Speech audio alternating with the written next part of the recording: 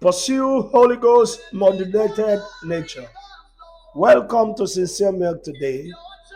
I am your host, Pastor Aniefiok Udosen. Let us pray. Open our eyes, O Lord. Grant us eternal realities through your word.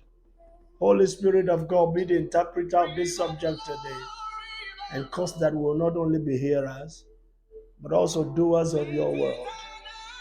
In Jesus' name, amen. 1 Timothy chapter 4, verse 7 to verse 8. But reject profane and old wives' fables. Exercise yourself towards godliness.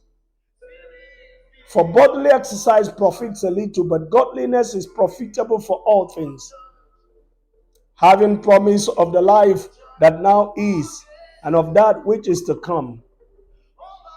This is a faithful saying, and worthy of all acceptance. For to this end we both labor and suffer reproach, because we trust in the living God, who is the Savior of all men, especially of those who believe. Yesterday, we started talking about pursuing a Holy Ghost modulated nature.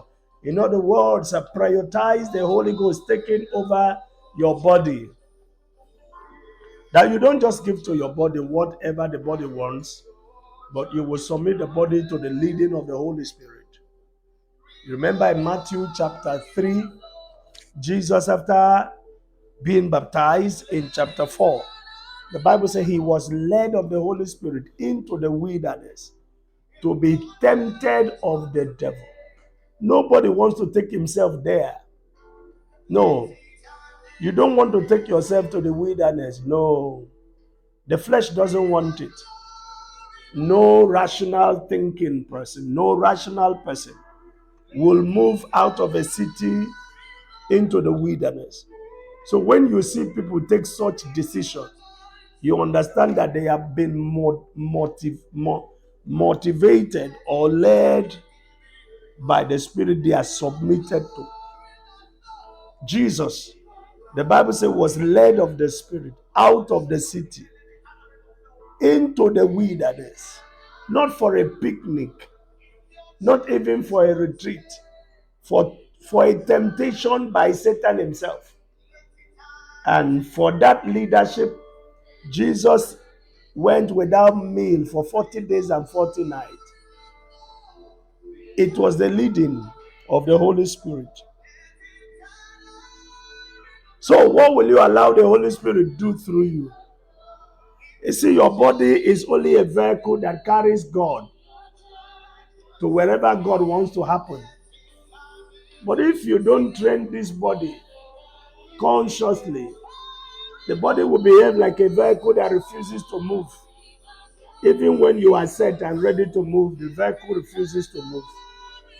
Imagine you are already dressed for an occasion, only to insert your keys into your car, and the engine is not igniting, the car is not starting. You can imagine how frustrated that kind of scenario will appear. Sometimes we are like that with the Holy Spirit. He's set to do a thing. He's set to move. But of course, you know that spirits don't have license to operate on the earth without a body. So your body is the license of the Holy Ghost to operate. You carry the Holy Ghost to wherever he wants to walk. And most times we are not ready. Most times we don't want to bog. Most times we are so stubborn, we are so stiff-necked. And that's why it's important that you understand this subject. Prioritizing Holy Ghost modulated nature. Let it be that it is not me that is leading myself. It is not you leading yourself.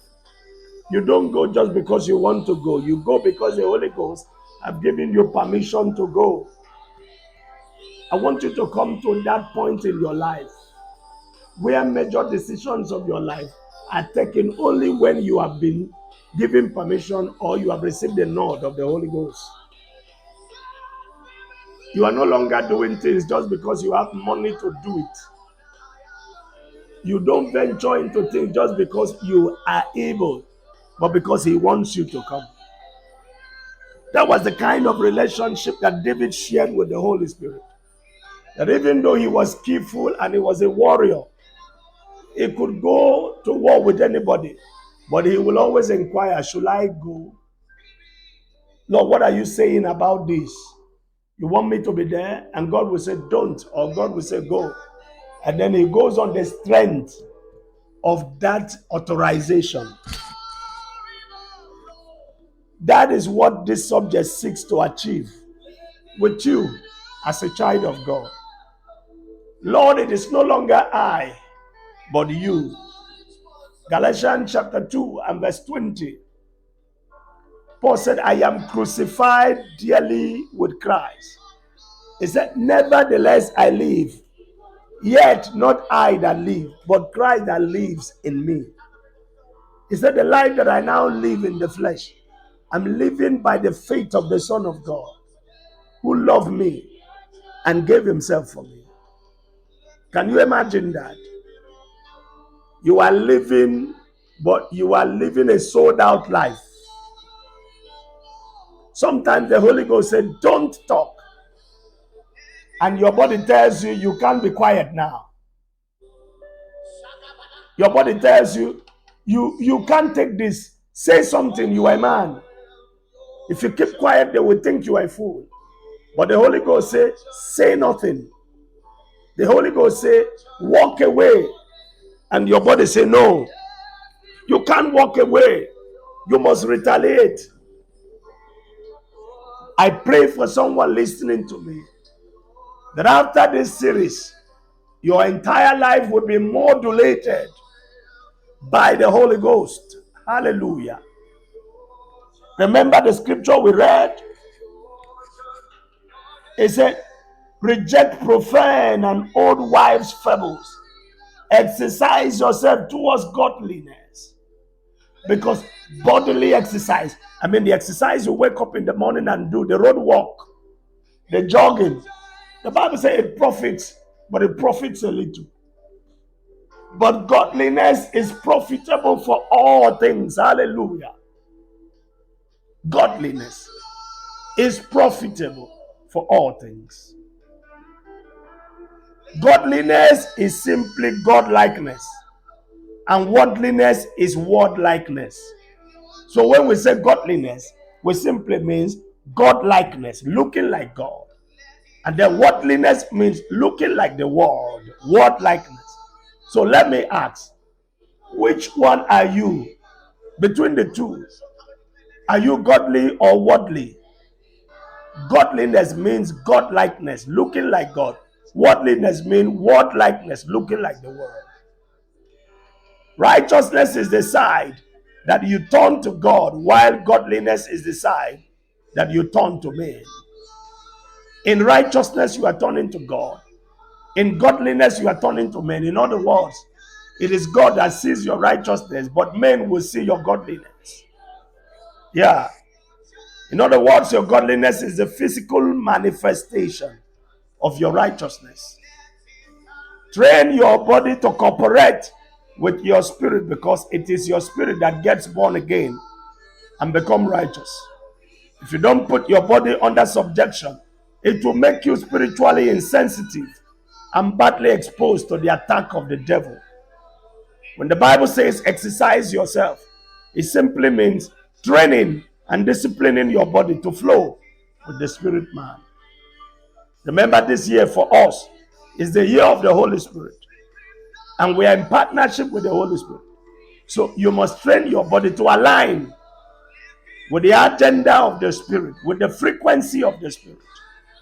And then you will discover that you can actually walk the pedestal of success as far as the natural life is concerned. I will be with you to conclude this subject by tomorrow. Meanwhile, I want to wish you the best of the beginning of the weekend. I'd like you to pray this after me. Say, Lord, help me to stay away from things that can negatively affect my spiritual sensitivity. Lord, help me to stay away from things that will negatively impact or affect my spiritual sensitivity. God bless you. In Jesus' name. Amen.